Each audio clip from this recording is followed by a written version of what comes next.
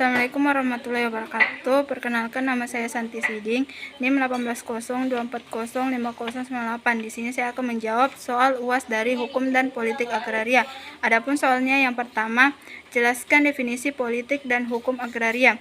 Politik agraria adalah garis besar kebijaksanaan yang dianut oleh negara dalam memelihara, mengawetkan, memperuntukkan, mengambil manfaat, mengusahakan, mengurus, dan membagi tanah dan sumber alam lainnya, termasuk hasilnya untuk kepentingan kesejahteraan rakyat dan negara. Menurut Profesor Budi Harsono, hukum agraria adalah keseluruhan kaidah hukum baik yang tertulis maupun tidak tertulis yang mengatur bumi, air, ruang angkasa, dan kekayaan alam yang terkandung di dalamnya. Nomor 2, yaitu jelaskan perbedaan antara hukum agraria adat dan hukum agraria barat. Hukum agraria adat adalah keseluruhan kaidah-kaidah hukum yang bersumber pada hukum adat. Hukum agraria barat adalah keseluruhan kaidah hukum agraria yang bersumber pada hukum perdata barat. Soal yang ketiga yaitu sebutkan dan jelaskan 4 ciri pokok politik dan hukum agraria pada masa kolonial. Yang pertama, prinsip dominasi terwujud dalam kekuasaan golongan penjajah yang mayoritas terhadap penduduk pribumi yang mayoritas. Yang kedua, eksploitasi kekayaan tanah jajahan untuk kepentingan negara jajahan.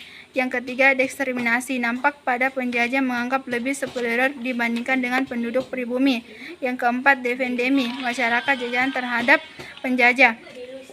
Soal yang keempat yaitu sebutkan dan jelaskan 4 hak-hak atas tanah barat. Yang pertama, hak agendom. Hak agendom adalah hak untuk menikmati suatu kebandaan dengan leluasa dan untuk berbuat bebas terhadap kebandaan itu dengan kedaulatan sepenuhnya, asal tidak bertentangan dengan undang-undang dan peraturan umum yang ditetapkan. Yang kedua, hak erfrecht adalah hak suatu kebandaan untuk menikmati sepenuhnya akan kegunaan suatu barang tak bergerak milik orang lain dengan kewajiban akan membayar upeti tahunan kepada si pemilik. Yang ketiga, hak obstal adalah hak untuk mempunyai rumah-rumah, bangunan-bangunan, dan tanaman di atas tanah milik orang lain. Yang keempat, hak Vengebruik adalah suatu hak kebandaan di mana seseorang diperbolehkan menarik segala hasil dari suatu kebandaan milik orang lain. Soal yang kelima, sebutkan dan jelaskan 5 macam hak atas tanah yang Anda ketahui. Yang pertama, hak milik. Menurut pasal 20 ayat 1 UU PA, hak milik adalah hak turun-temurun terkuat terpenuhi yang dapat dipunyai orang atas tanah. Yang kedua, hak guna usaha adalah hak untuk mengusahakan. Soal yang kelima yaitu sebutkan dan jelaskan 5 macam hak atas tanah yang Anda ketahui. Yang pertama, hak milik. Menurut pasal 20 ayat 1 UU PA adalah hak turun-temurun terkuat dan terpenuhi yang dapat dipunyai orang atas tanah. Yang ketiga, hak guna usaha adalah hak untuk mengusahakan tanah yang dikuasai langsung oleh negara dalam jangka waktu sebagaimana yang telah ditentukan dalam pasal 29. Yang ketiga, hak guna bangunan adalah hak untuk mendirikan dan mempunyai bangunan di atas tanah yang bukan miliknya sendiri dan jangka waktu paling lama 30 tahun atau 20 tahun. Yang ketiga, hak pakai adalah hak untuk menggunakan atau memungut hasil dari tanah yang dikuasai langsung oleh negara atau tanah milik orang lain. Yang kelima, hak gadai adalah hubungan hukum seseorang dengan tanah kepunyaan orang lain yang telah menerima uang gadai daripadanya. Soal yang keenam, jelaskan definisi pengadaan tanah dan apa yang dimaksud kepentingan umum dalam sistem pengadaan tanah, dan sebutkan 3 objek yang termasuk dalam kepentingan umum. Menurut pasal 1 ayat angka 1 Kepres nomor 5 tahun 1993, pengadaan tanah adalah setiap kegiatan untuk mendapatkan tanah dengan cara memberikan ganti rugi kepada yang berhak atas tanah tersebut.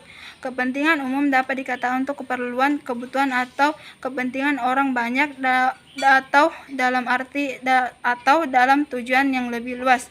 3 objek yang termasuk dalam kepentingan umum yaitu jalan umum, saluran pembangunan air, pelabuhan atau bandara, pendidikan atau sekolah.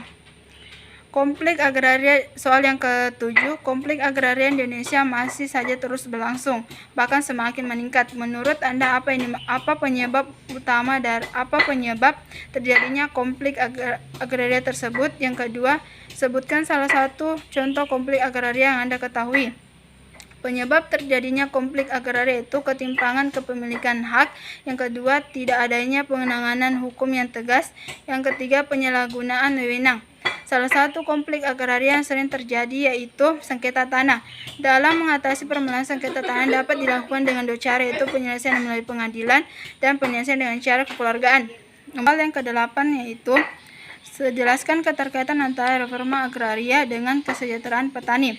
Reforma agraria merupakan penataan kembali struktur penguasaan kepemilikan tanah yang lebih adil atau restrukturisasi dalam hal pemilikan tanah, penguasaan tanah, dan pemanfaatan atau penggunaan sumber-sumber agraria yang mana diharapkan mampu menciptakan pemerataan dan keadilan dalam pemilikan tanah sehingga dapat meningkatkan kesejahteraan petani.